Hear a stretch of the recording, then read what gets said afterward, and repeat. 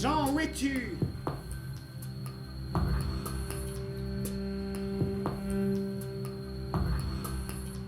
Jean?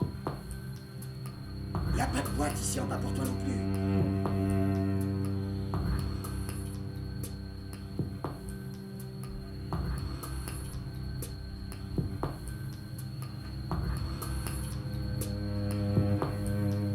Je danse. Si l'homme humain parle, c'est parce qu'il a entendu. Bah oui. Moi le vivant. Oh, je suis terrifié par le silence de mon esprit quand j'y pense.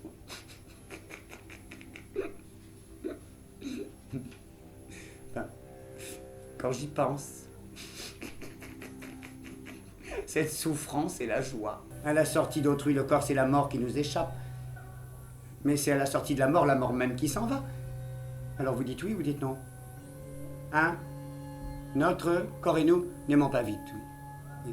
Notre corps et nous n'aimons pas pénétrer dans l'espace, mais sortir du monde qui a lieu. Mais je me suis dressé à ressusciter. Alors que je me promenais seul, comme auparavant, avec mon corps au travers de la mort.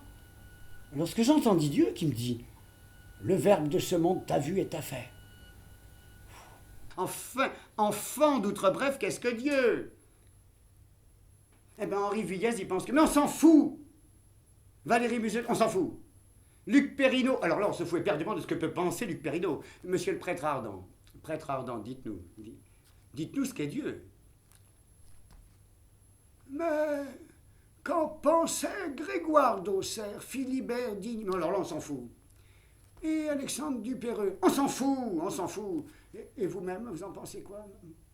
Et toi-même, vilain enfant outre-bref, qu'en penses-tu toi-même? Ben Dieu, dit une dame, Dieu est un verbe. Oh, enfin, madame, que dites-vous? C'est un verbe qui n'a pas besoin d'être pour exister, si vous voulez. Enfin, moi, je l'ai entendu dire, ni d'avoir été entendu pour avoir été prononcé. Oh, enfin, madame, que dites-vous? Mais il divise, il réunit, il entend, il ne dure ni ne s'étend. Oh, madame! Il est inadmissible et sale que les mots de notre langue pensés par l'un, reprononcés par l'autre, passent perpétuellement en sens semblable de l'un à l'autre. De même, il serait inadmissible et très sale de faire l'amour pendant la mort. Les mêmes mots, une fois usés, redeviendraient maîtres de ta pensée. Ce sont des germes de feu. Mais je ne peux pas trancher ça de ma pensée parce qu'elle pense seulement dans ma tête. Oui, nous mangeons la parole de ce que nous sommes devenus. Nous mangeons chacun dans notre langage, comme nous mangerions nourriture, n'est-ce pas? Nous mangeons chacun dans notre bouche, n'est-ce pas? De même que nous parlons chacun dans notre langue, n'est-ce pas? Alors évidemment, il y en a quelques-uns, ils sont contraires à nous, n'est-ce pas? Enfin, ils vous entendent, n'est-ce pas? Ils vous entendent. Nous, ils mangent sans comprendre, mais enfin, nous mangeons nos propres paroles, nous digérons la parole, n'est-ce pas? Et nous mangeons parfois même avec les mains. Ça, c'est inexact. Non, je dis c'est inexact. Que penserait l'homme s'il n'était qu'un caillou à l'intérieur des restes d'un crâne placé à l'intérieur de la loterie du monde? Mais il penserait que sa place n'est pas là. Non. Il ne penserait pas, moi cependant. Si. Et si l'espace nous manquait pour de bon, alors il y a des morceaux partout. Où tournerais-je? Où ne trottinerais-je pas?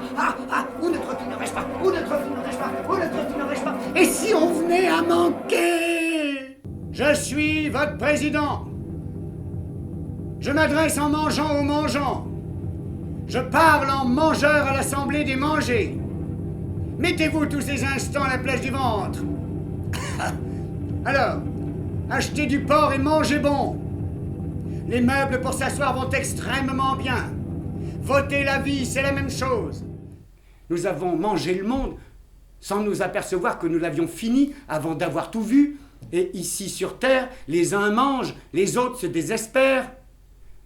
Alors à ce moment-là, l'enfant scénique, il exécute une semi-rosace.